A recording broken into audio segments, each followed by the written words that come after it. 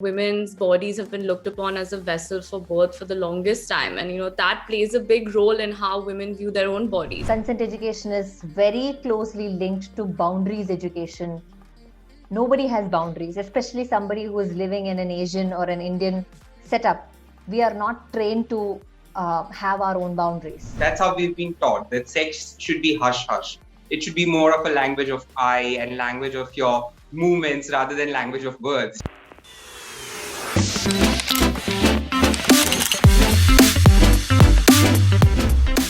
Hello and welcome to Sisterhood, the show where women confront their challenges and confess their insecurities and together figure out what to do about them. Yes or no?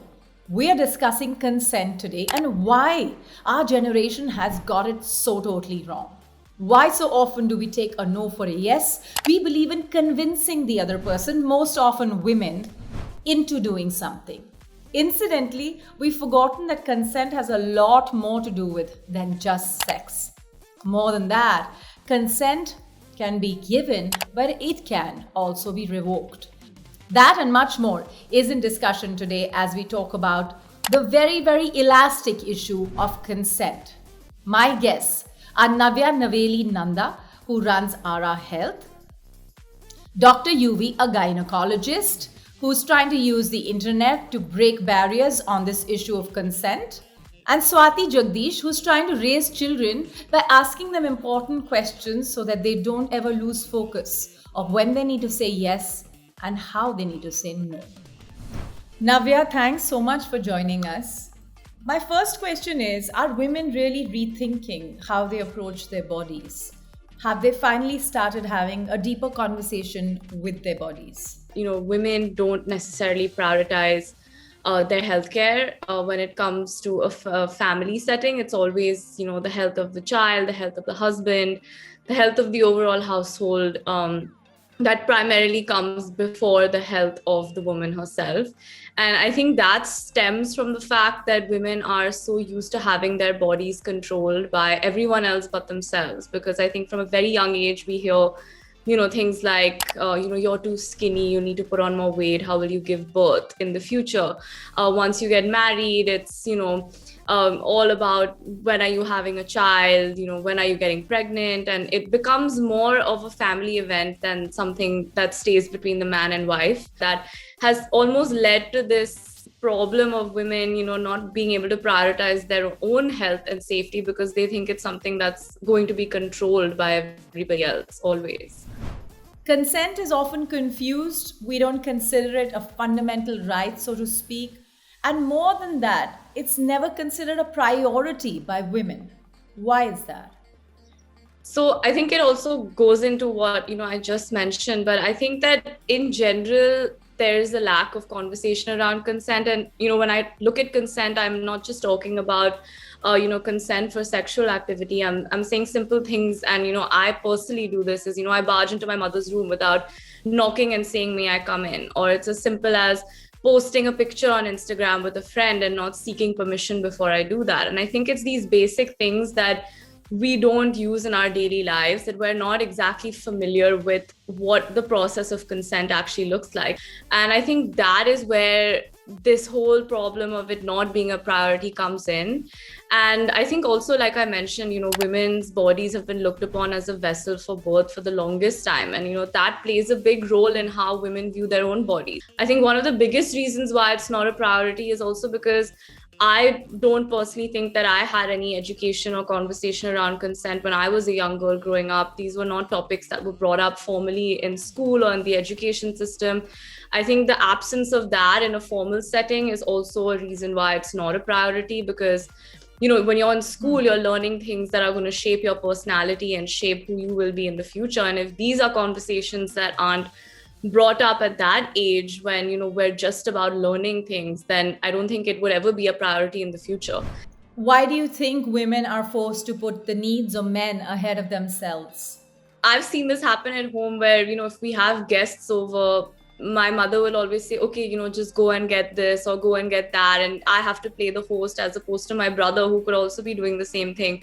So I think especially in homes where you live in big families and joint families, that responsibility of learning how to run the house or learning how to take care of guests or learning how to play host is always somehow put on the daughter or somehow put on the girl in the family. And I've never seen that importance being given to, my brother or say a younger boy in the house. And I think that itself is ingraining women into believing that, okay, it's our responsibility to look after the house. Joining into this conversation now is Dr. Yuvi, a young man who's a gynecologist who earlier on was stereotyped for choosing gynecology as a man.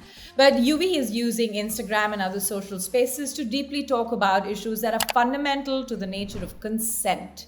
As a doctor, this is a conversation that's core to their profession.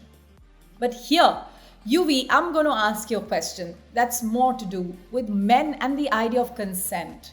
There's this impression that men don't need to have consent. Talk to me about that.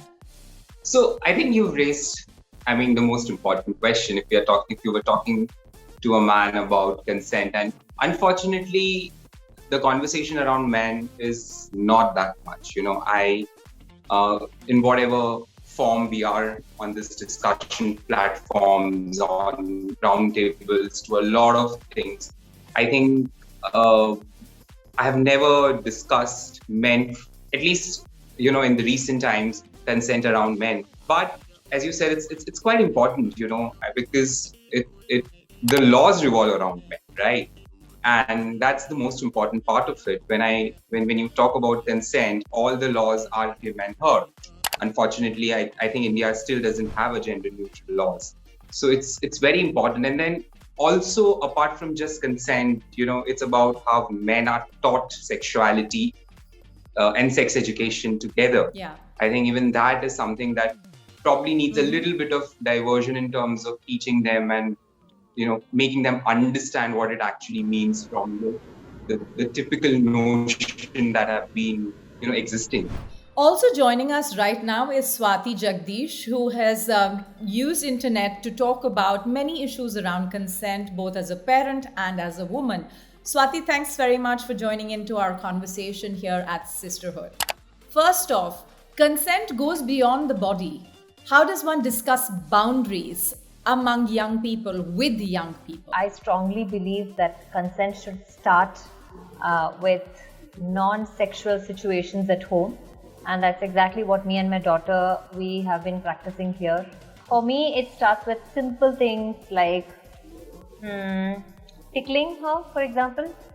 So even in little things, the parents can make sure that they are following and respecting the child's consent, then it is definitely going to come out of them when they get into bigger situations, relationships, emotional hurdles, all of that. We often don't ask fundamentally simple questions. So here's one for you. Why is it important to talk about consent? Why? Consent education is very closely linked to boundaries education. Nobody has boundaries, especially somebody who is living in an Asian or an Indian setup. We are not trained to have our own boundaries. Again, boundaries also for that matter. A lot of parents ask me, isn't it sexual boundaries? No, there are financial boundaries, there are emotional boundaries. There are so many different kinds of boundaries out there. Simple example that I use in my classes is when guests visit, how are you asked to behave in front of the guests? Are you asked to sit with them? Are you asked to sing songs for them, perform in front of them, even if you don't like doing it? Then that is violation of boundaries. Yeah. So the child is very clearly expressing that I don't want to sit here. I'm not comfortable to sing a song or chant a sloga or mantra or whatever it is. But you are forcing me to do it. Now, when I was researching for this project on this particular subject, constantly I heard from people, hey, listen, this consent, ye flirting or love or courting mein se charm uda deta hai. I was really thinking about that for a bit. What do people mean when they say that? You must have heard the same. Tell us, why should we think that it takes away the charm when you look for consent? Isn't a fundamental right? Because we've been taught, that's our notion, that's how we've been taught, that sex should be hush hush. It should be more of a language of I and language of your movements rather than language of words, We've romanticized the entire sexuality in such a way that now when we are opening our horizons to larger discussions, I think we are uncomfortable talking about it and, putting it into words and actually asking. Honestly, a lot of science and mental health and, psychology and psychosocial analysis have actually, found that communicative sex is even better. There are a large section of society, there are a large section of partners who find themselves more comfortable, more secure, and sometimes even more happy and enjoy sex because they are more communicative. When they ask each other of what they want, what they are liking, what are their dislikes, or even in the process of it. So sex is, of course, it's very, very fragile in terms of where it can differentiating between pleasure and trauma, right? Sometimes it could lead to trauma. So I think when you're getting communicative, I think we're getting there where we are realizing that it's no more taking the charm off rather than learning the right form of communication, which might actually, add to the charm probably. So, a research showed that 1 in 4 men believe that women have to be convinced to have sex. Are we taking away their right to consent here? I think the problem is men thinking that, after a certain point, you don't need convincing, Again, I think the problem more is that, if you have a drink with someone. So interestingly, today's conversation made me want to read something. And so what I read is that, so if there was a survey that, that you were asked that, for example, if you've had a drink with someone and, one of the partners call you back home for maybe a cup of coffee late at night, would you assume that, they want to have any form of sexual interaction? So more than 50% of men said yes, and even around 40% of females said yes. I think the problem is there. I think the entire gray area around consent is not affirmative consent where it's yes and no, but it's more implied consents where we are just assuming things out of little maneuvers and romanticizing that winks and, that smile through the table or that stare through a group or whatever. So, Swati, consent can be revoked. Talk to us about that. Yeah, so again, for me, everything comes into everyday parenting. So I have told my daughter very clearly that if she is okay with something, she can give me a big yes enthusiastically, and she is free to give a no also with the same enthusiasm, and mama will not feel bad about it. This is something that I repeatedly tell her. And I also have told her that if you feel you can't do it after telling okay to me, you can tell that again to me, and again mama won't feel bad about it. So these things I keep repeating to her. Again, certain things they will have to see around them so that they can mimic and model, and then they can replicate it in their life. So me and my husband, we have to be very mindful and conscious when we talk about things, you know, simple things like, I said okay, but then now I can't, things like that. So being very verbal about our emotions. Through these things, children will understand these basics. You don't have to go sit with them and tell them that consent can be revoked and all that. That's not going to make any sense to them. So according to me, we just live this life with all these principles and children will get it. Was this one of the reasons why you wanted to work in the space of women's health? Tell us more about your venture. So our mission is to bring the soul back to healthcare, because I think that's something that's missing. When it comes to healthcare, it's also a very daunting experience for a lot of people, especially women, because as you know, a lot of feminine health conversations are stigmatized. It's not as easy for women to talk about menopause and menstruation, sexual health.